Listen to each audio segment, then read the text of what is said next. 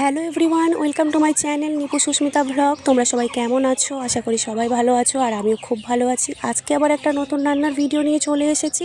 আজকে বানাবো সম্পূর্ণ নিরামিষ একটা ব্রোকলির রেসিপি। রান্নার জন্য যা যা লাগবে, এখানে আমি ব্রোকলি কেটে নিয়েছি আলু, আর নিয়েছি মটরশুঁটি, কাঁচা লঙ্কা চেরা, 3 রকমের ক্যাপসিকাম আছে। তারপরে হচ্ছে টমেটোর পেস্ট, লঙ্কা গুঁড়ো, হলুদ গুঁড়ো, জিরের গুঁড়ো, ধনের গুঁড়ো, আদার পেস্ট, লবণ, কাশ্মীরি রেড চিলি পাউডার, আর নিয়েছি পরিমাণ মতো চিনি। তো এবারে আমি ব্রোকলিটা সিদ্ধ করে নেব, কারণ এর একটা রং আছে, সেটা না সিদ্ধ করলে ভালো হবে না। তো গ্যাসে আমি একটা ডেচকি বসিয়ে দিয়েছি, দিয়ে পরিমাণ মতো জল দিয়ে আর একটুখানি লবণ দিয়ে আমি ব্রোকলিগুলো দিয়ে দেব।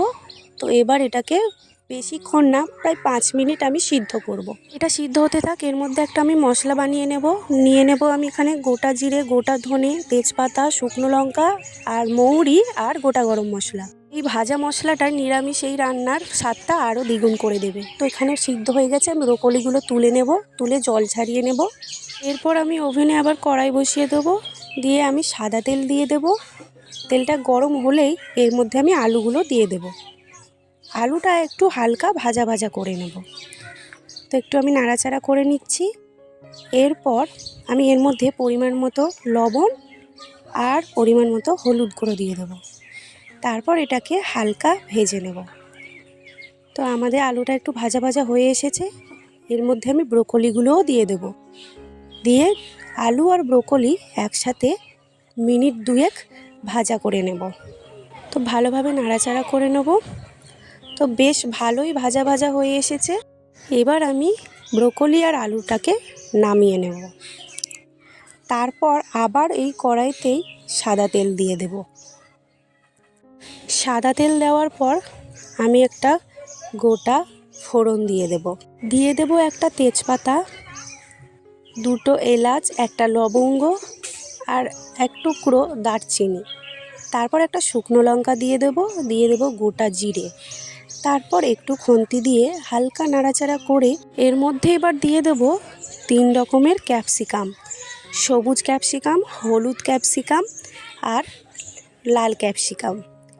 তারপর এটা ভালোভাবে খুন্তি দিয়ে নাড়াচাড়া করে নেব। তারপর এর মধ্যে দিয়ে দেব পরিমাণ মতো লবণ। তোমরা ভিডিওটা দেখতে থাকো, আশা করি রেসিপিটা তোমাদের ভালো লাগবে। তো লবণটা দিয়ে ভালোভাবে ভেজে নেব। প্রায় ভাজা হয়ে গেছে, এর মধ্যে এবার দিয়ে দেব আদার পেস্ট। তো এবার আমি এটাকে ভালোভাবে নাড়াচাড়া করব, যাতে আদার কাঁচা গন্ধটা না থাকে। তো বেশ ভালোভাবে আমি খুন্তি দিয়ে নাড়াচাড়া করে নিয়েছি, আদার কাঁচা গন্ধটাও চলে গেছে। এর মধ্যে এবার দিয়ে দেব হলুদ গুঁড়ো, লঙ্কার গুঁড়ো, কাশ্মীরি রেড চিলি পাউডার, দিয়ে দেব জিরের গুঁড়ো, ধনে গুঁড়ো, আর দিয়ে দেব পরিমাণ মতো লবণ আর স্বাদ মতো চিনি। তারপর মশলাটাকে ভালোভাবে কষাবো। তারপর এর মধ্যে আমি দিয়ে দেব টমেটোর পেস্টটা দিয়েই আমি সেই বাটিতে জল নিয়ে ধুয়ে দিয়ে দেব। তারপর ভালোভাবে নাড়তে থাকবো খুন্তি দিয়ে, যাতে মশলাটা ভালোভাবে কষে যায়। তারপর মশলা কষে গেলেই এর মধ্যে আমি দিয়ে দেব ভেজে রাখা আলু আর ব্রোকলি।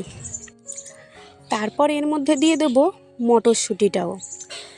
তারপর সবগুলো ভালোভাবে মশলার সাথে কষাবো। দেখতে থাকো ভিডিওটা। তোমরা এই পদ্ধতিতে রান্না করবে বাড়িতে, অবশ্যই আশা করি ভালো লাগবে। সব কিছু ভালোভাবে কষানো হয়ে গেলে আমি এর মধ্যে পরিমাণ মতো জল দিয়ে দেব। তারপর উপর থেকে চেরা কাঁচা লঙ্কাগুলো দিয়ে ঢাকনা দিয়ে দেব, যাতে ভালোভাবে সবজি আর আলুটা সিদ্ধ হয়ে যায়। তোমরা তো জানো আমার শরীরের কন্ডিশন, আর হয়তো বেশি দিনের অপেক্ষা না, কিন্তু তাও শরীরটা খারাপ হলেও তোমাদের কাছে আমি ভিডিও শেয়ার করা বন্ধ করি না, কারণ আমার এগুলো করতে খুবই ভালো লাগে। তোমাদের আশীর্বাদে, তোমাদের সাপোর্ট আর ভালোবাসার জন্য আশা করি আমি আরও কিছু করতে পারবো। যতদিন পারবো আমি করে যাব। তো এদিকে আমার দেখো ঝোলটা ফুটে এসেছে, বেশ ভালোই সিদ্ধ হয়ে গেছে। তো এর মধ্যে আমি একদম দেশি ঘি দিয়ে দেব, আর দিয়ে দেব সেই ভাজা মশলাটা। তারপর আমি সব কিছু একসাথে মিক্স করে আমি সার্ভ করব। তো তোমাদের রেসিপিটা কেমন লেগেছে অবশ্যই কমেন্ট করে জানিও। ভালো লাগলে একটা লাইক কমেন্ট শেয়ার করে দিও, আর চ্যানেলটাকে সাবস্ক্রাইব করতে ভুলো না। তোমাদের একটা সাবস্ক্রাইব আমার কাছে অনেক কিছু। তো তোমরা এভাবেই ভালোবাসা আর সাপোর্ট করে যাও যাতে আমি আরও এগোতে পারি। তো ভিডিওটা এই পর্যন্তই শেষ করছি। টাটা।